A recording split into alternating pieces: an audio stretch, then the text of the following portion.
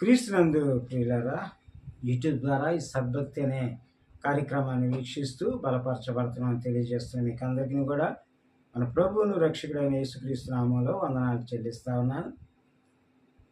మా వీడియోల్ని ఎంకరేజ్ చేస్తున్న మీ ప్రతి ఒక్కరికి కూడా ప్రత్యేకమైన వందనాలు చెల్లిస్తా ఉన్నాను. సరే ప్రియులారా, ఈ దినము మనం ఒక నూతన అంశాన్ని ధ్యానం చేసుకుందాం. ఒక వ్యక్తి తన జీవితంలో శ్రమ నుండి ఇండుట అనేది ఏ విధంగా ఉంటుంది అన్న విషయాన్ని మనం ధ్యానం చేసుకుంటా ఉన్నాం. దావీదు కీర్తన 119వ సంకీర్తన మనం గమనించినట్లయితే అక్కడ మరి అది చిన్న బైబిలు అని కూడా అంటారు. ఎందుకంటే 176 వచనాలు ఉండేటువంటి పుస్తకం అది. అంతేకాకుండా మరి ధర్మశాస్త్రాన్ని గురించిన అనేకమైన విషయాలను సంపూర్ణంగా బయలుపరిచేటువంటిది ఈ దావీదు కీర్తన 119వ అధ్యాయం. ప్రియులారా, మరి అంతేకాకుండా ఈ యొక్క అధ్యాయాన్ని మనం గమనించినట్లయితే ఈ అధ్యాయంలో హెబ్రూ భాషలో ఉండే 22 అక్షరములు ఏవైతే ఉన్నాయో ఆ అక్షరాలకి సంబంధించి ఒక్కొక్క అక్షరం గాను 8 వచనాలు ఉండడం ద్వారా ఇక్కడ ఈ సంకీర్తనలో 176 వచనాలు ఉంటాయి. ఈ 8 వచనాలు కూడా ధర్మశాస్త్రం యొక్క ఒక అంశాన్ని గురించిన మాటలు మాట్లాడడం జరుగుతూ ఉంటాయి. వీళ్ళారా, మనము 9వ అక్షరం తాలూకా విషయాన్ని మనం ఇప్పుడు ధ్యానం చేసుకుంటా ఉన్నాం. ఇక్కడ 65వ వచనం నుంచి 72 వచనాల దాకా కూడా శ్రమ ద్వారా నేర్చుకునే ధర్మశాస్త్రాన్ని గురించి భక్తుడు మాట్లాడుతున్నటువంటి అంశాన్ని మనం ధ్యానం చేస్తా ఉన్నాం. ఈ యొక్క 119వ కీర్తన అంతా కూడా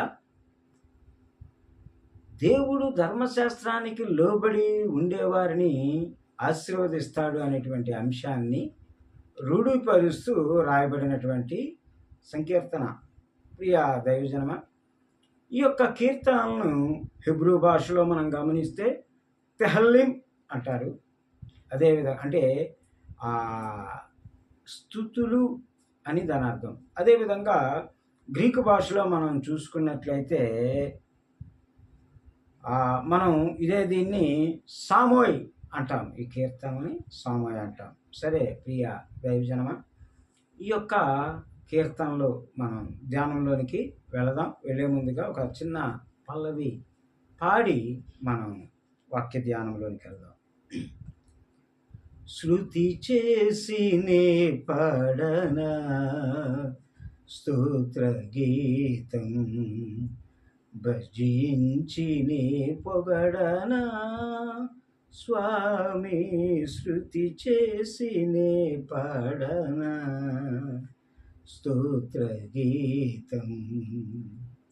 హల్లెలూయా హల్లెలూయా హల్లెలూయా హల్లెలూయా హల్లెలూయా హల్లెలూయా హల్లెలూయా హల్లెలూయా హల్లెలూయా హల్లెలూయా. శృతి చేసినే పాడనా స్తోత్ర గీతం. దానియేలును సింహపు బోనులు కాపాడినది నీవే కదా.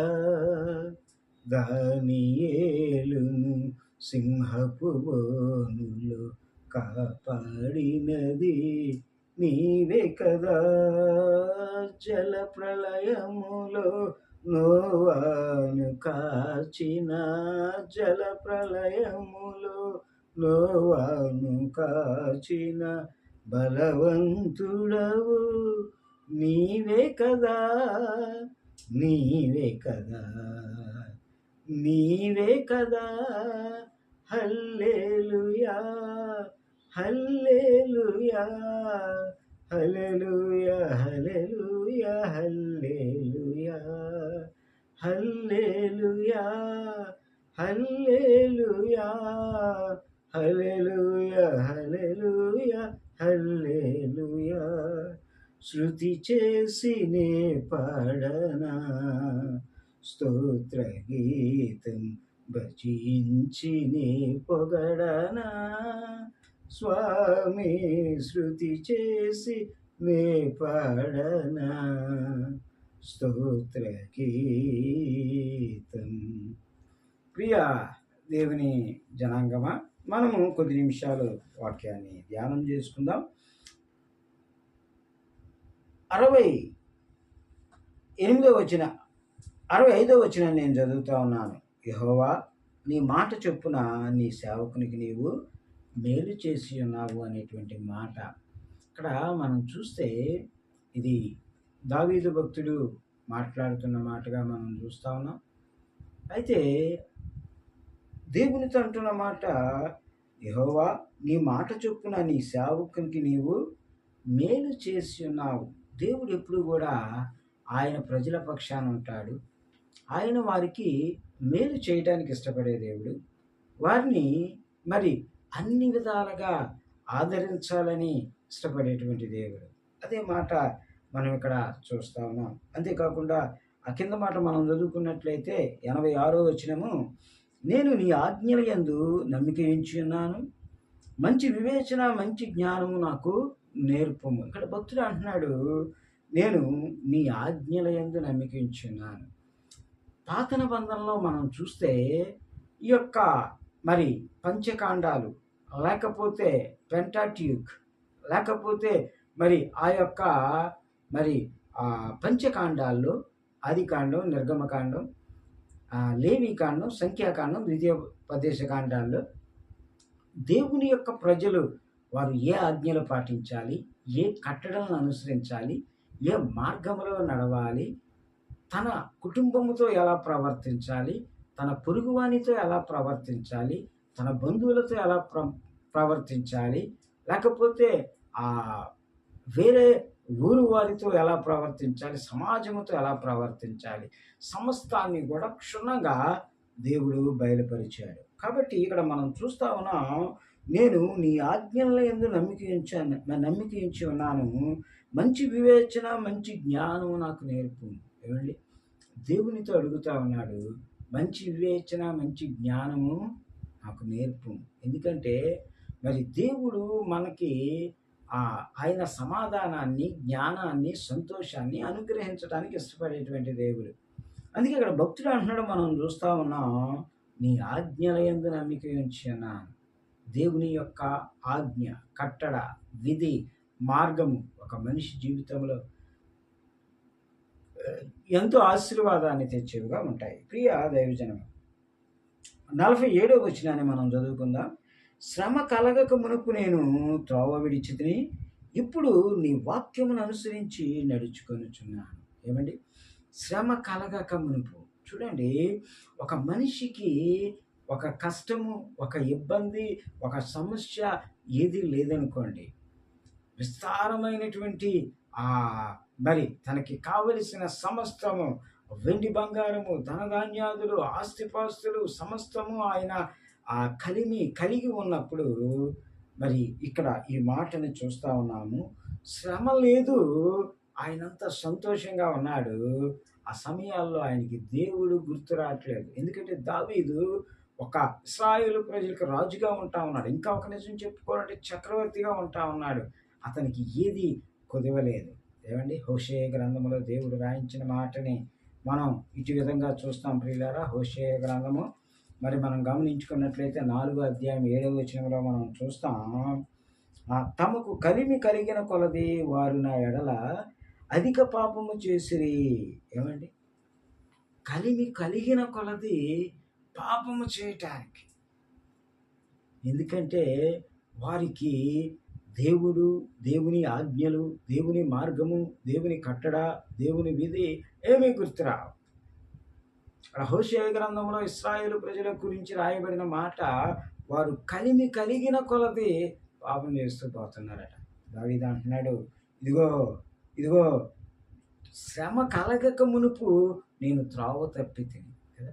అందుకే కొన్నిసార్లు దేవుడు ఏం చేస్తాడంటే, మరి దేవుని బిడ్డల జీవితాల్లో శ్రమని అనుమతిస్తూ ఉంటాడు.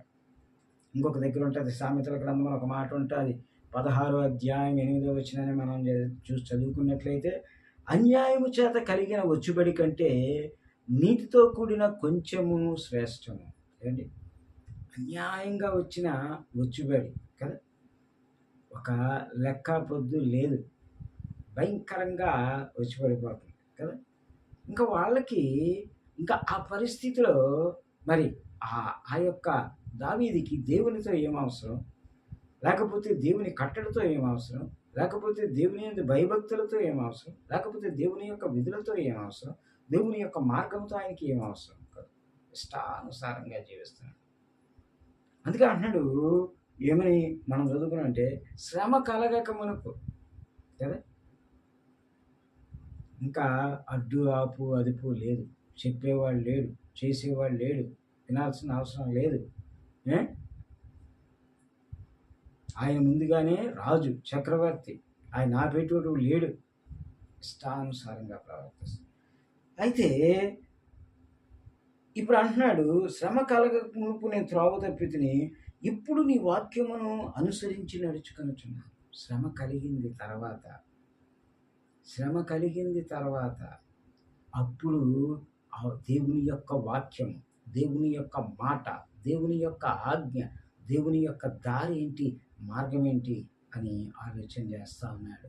ప్రియ దైవజనమ, ఇక్కడ మనం చూస్తూ ఉన్నాము మరి ఆయన యొక్క విషయాలన్నిటినీ కూడా మన జీవితాల్లో కూడా, దైనందిన జీవితాల చాలామందిని మనం చూస్తూ ఉంటాం.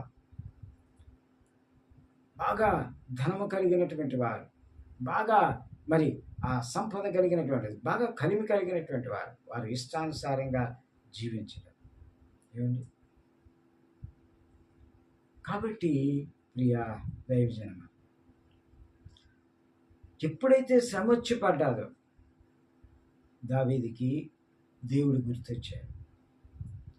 చాలామందికి సుఖంగా ఉన్నప్పుడు దేవుణ్ణి ఆరాధించడం, దేవుణ్ణి వెంబడించడం, దేవుణ్ణి ప్రార్థించడం కంటే కష్టం వచ్చినప్పుడే దేవుడు బాగా గుర్తొస్తూ ఉంటాడు.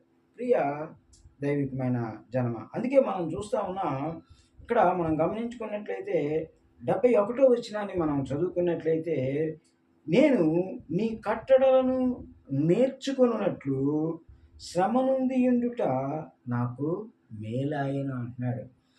దేవుని యొక్క కట్టడలు నేర్చుకోవాలంటే, దేవుని యొక్క విధులు నేర్చుకోవాలంటే, మరి దేవుని అనుసరించి జీవించాలంటే మనం ఇక్కడ చూస్తూ ఉన్నాం, శ్రమ నుండి ఉండుట. ఏమండి? శ్రమ నుండి ఉండుట. ఆ శ్రమ వచ్చింది కాబట్టి దావీదు అంటా ఉన్నాడు, నేను ఇప్పుడు శ్రమ కలగడం వల్ల నేను నీ దగ్గరికి వస్తున్నాను. ఏమంటే నిర్గమకాండంలో మనం చూస్తాం, ఆ 2వ అధ్యాయము 23వ వచనం నుంచి 25 వచనాలు మనం అక్కడ చదువుకున్నట్లయితే, ఇక్కడ ఇశ్రాయేలు ప్రజల్ని ఈ యొక్క ఐగుప్తు జనాంగము చాలా ఇబ్బందులు పెడతా ఉంటారు, చాలా శ్రమ పెడతా ఉంటారు, వాళ్ళని చాలా బాధ పెడతా ఉంటారు. అయితే ఈ ప్రజలు ఏం చేస్తారంటే, వారు శ్రమ పెట్టిన కొలది దేవునికి మొరపెడతా ఉంటారు. ఆ వెట్టి చాకరీలో వారు ఎంతైతే శ్రమ పడతా ఉంటారో, ఆ శ్రమ నుంచి విడిపించమని దేవునికి మొరపెడతా ఉంటారు. అందుకే మనం చూస్తాం, మరి ఆ చివరి వచనంలో మనం చూసుకుంటే 25వ వచనంలో, దేవుడు ఇశ్రాయేలీయులను చూచెను, దేవుడు వారి యందు లక్ష్యమించెను. ఎప్పుడైతే వారు శ్రమలో మొరపెడతా ఉన్నారో, ఏమండి, ఒక బాధ కలిగినటువంటి మనిషి, ఒక శ్రమలో ఉన్నటువంటి మనిషి ప్రార్థన చేసేటప్పుడు, ఆ మొర పెట్టేటప్పుడు, ఆ మొర చాలా గంభీరంగా ఉంటాయి కదా. సుఖంగా ఉన్నప్పుడు, క్షేమంగా ఉన్నప్పుడు, సంతోషంగా ఉన్నప్పుడు ఆ యొక్క మొర మరి కదిలించలేనిదిగా ఉంటుంది. కానీ ఎప్పుడైతే నువ్వు బాధలో ఉంటావో, దుఃఖములో ఉంటావో, శ్రమలో ఉంటావో, ఆ యొక్క మొర దేవుని యొక్క సింహాసనాన్ని కదిలించేదిగా ఉంటుంది, దేవుని యొక్క దుర్గములను కదిలించేదిగా ఉంటుంది, దేవుడు వెంటనే లక్ష్య పెట్టేటట్టుగా. అందుకే ఇక్కడ మనం చూస్తూ ఉన్నాం, ఇశ్రాయేలు ప్రజల్ని చూసేటట దేవుడు, వారి యందు లక్ష్యమించాడు. అందుకే దావీదు అంటున్నాడు, శ్రమ కలగక మునుపు నేను నీకు దూరంగా ఉన్నాను, కానీ శ్రమ కలిగిన తర్వాత నువ్వేంటో నాకు అర్థమైంది, నీ కట్టడలు ఏంటో అర్థమైంది, నీ విధులేంటో అర్థమైంది, నేను ఉండాల్సిన మార్గం ఏంటో నాకు అర్థమైంది. అందుకే మనం చూస్తాం ప్రియులారా, మరి ఆ విచ్చలవిడితనంగా ఉన్నటువంటి ఆ యొక్క పరిస్థితి నుండి, మరి ఆ తొలగిపోయిన ఆ పరిస్థితి నుండి దేవుడు ఆయన్ని ఎప్పుడైతే శ్రమలోనికి తీసుకొచ్చాడో, ఎప్పుడైతే శ్రమ పెట్టడం మొదలుపెట్టాడో, శ్రమని తన జీవితంలో అనుమతించాడు, దావీదుకి అర్థమైంది. ప్రియులారా, మనం గమనించుకున్నట్లయితే దావీదు కీర్తన 120:1 మనం చదువుకుంటే అక్కడ ఒక మాట ఉంటుంది, నా శ్రమలో నేను యెహోవాకు మొరపెట్టి తిని ఆయన నాకు ఉత్తరం ఇచ్చాను. చూడండి, ఇక్కడ మనం చూస్తా ఉన్నాం. మరి ఈ దావీదు ఏం చేశాడంట, ఈ యాత్రా కీర్తన నుంచి మనం తీసుకున్న మాట, ఆయన యొక్క శ్రమలో దేవునికి మొరపెడతా ఉన్నాడట.